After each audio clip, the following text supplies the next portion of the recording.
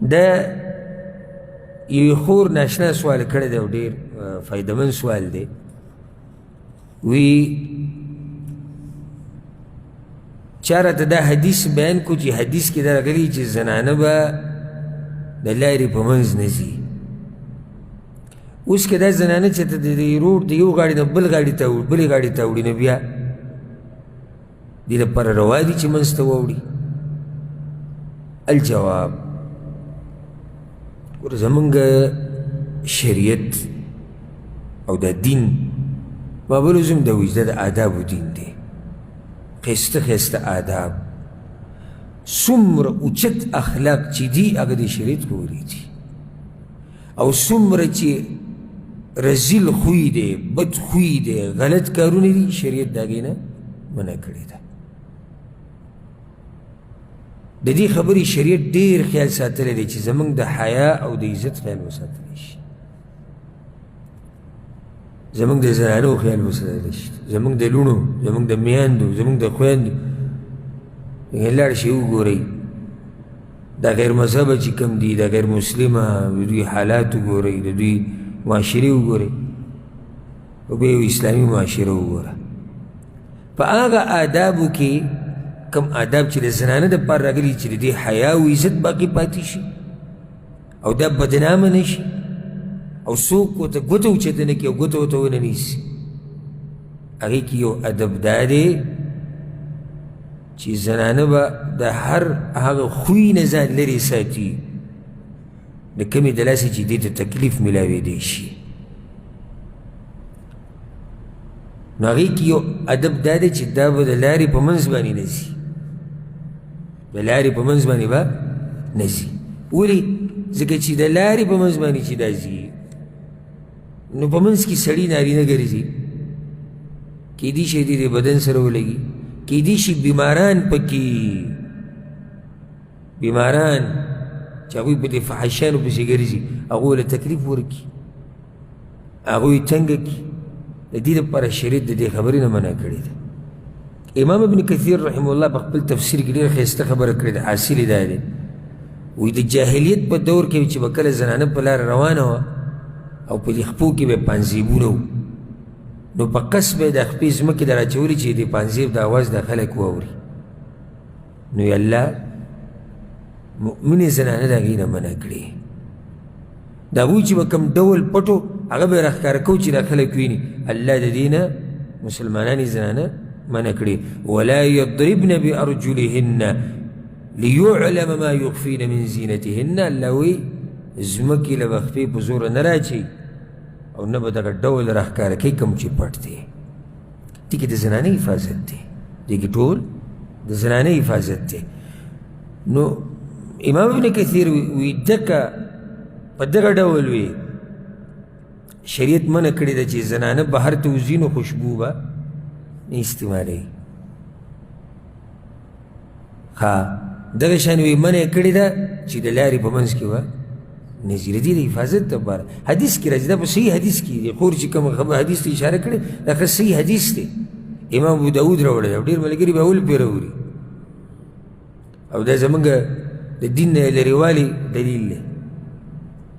پیغمبر صلی الله علیه وسلم باره کې راځي چې هغه یو پیر د جومات نه راووتو، فاختلط الرجال مع النساء فی الطریق. نو نارینه او زنانه په لاره کې څه شو؟ ګډوډ شو د یو بل سره. پیغمبر صلی الله علیه وسلم وایي استأخرنا، زنانو ته وایي اخوا شئ، شاته شئ، فإنه ليس لكن أن تحققن الطريق عليكن بحافات الطريق. ستاسو دا حق نه رسي چې تاسو د لارو په منځ کې روان یې، تاسو به د لارې غاړې ته ځئ. سبحان الله. بیا د هغه ناشنا زنانې وي فكانت المرأة تلتصق بالجدار حتى إن ثوبها ليتعلق بالجدار من لصوقها بها.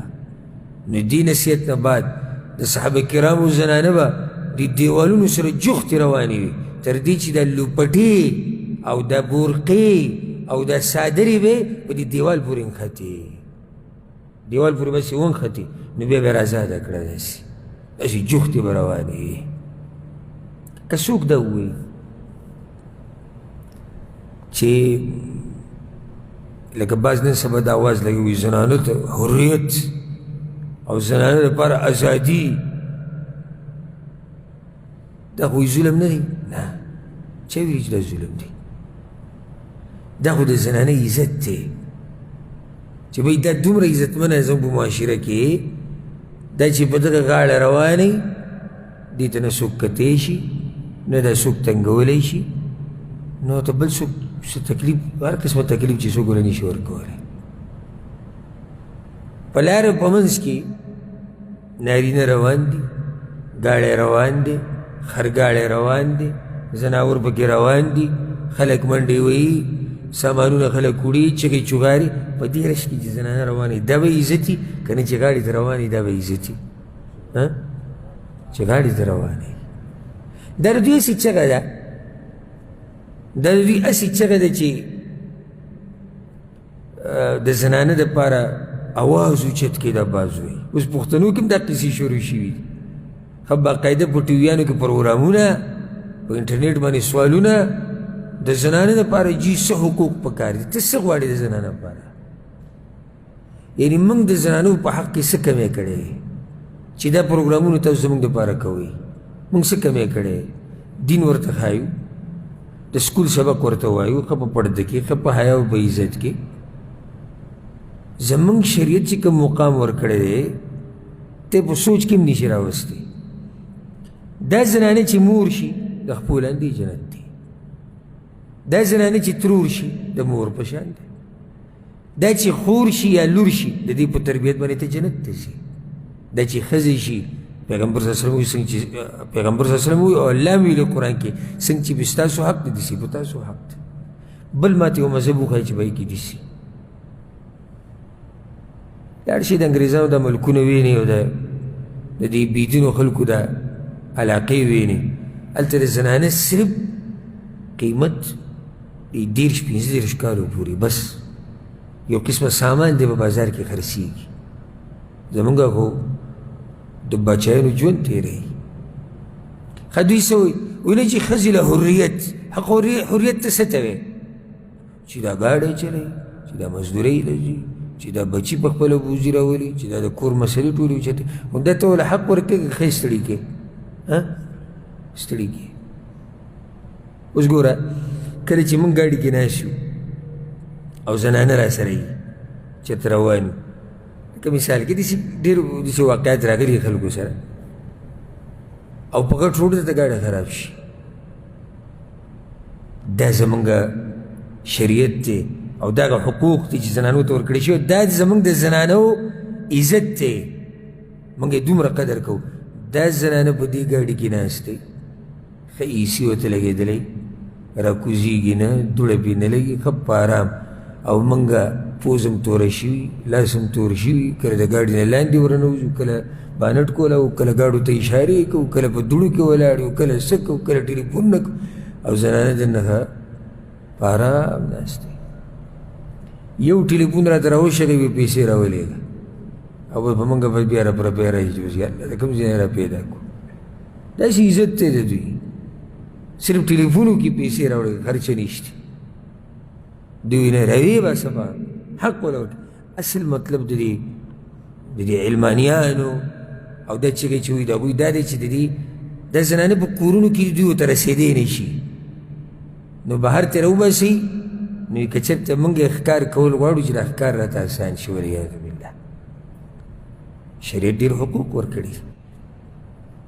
حاصل دې خور ته موږ وایو چې او دا حدیث بلکل صحیح دی، زنانه به د روډ په منځ نه ځي، د لارې په منځ به نه ځي، غاړې ته به ځي. اوس وایي که چېرته د یو طرف نه بل طرف ته اوړي، دا ضرورت دی. نو د ضرورت په بنا که چېرته ضرورت راشي، یا یو ماشوم تې روډ منځ ته لاړ شي، یا څه شی رالي، هېڅ خبره نه چې دا دغه ټیم کې منځ له ورشي، په دې کې بیا څه حرج او کراهیت نشته. والله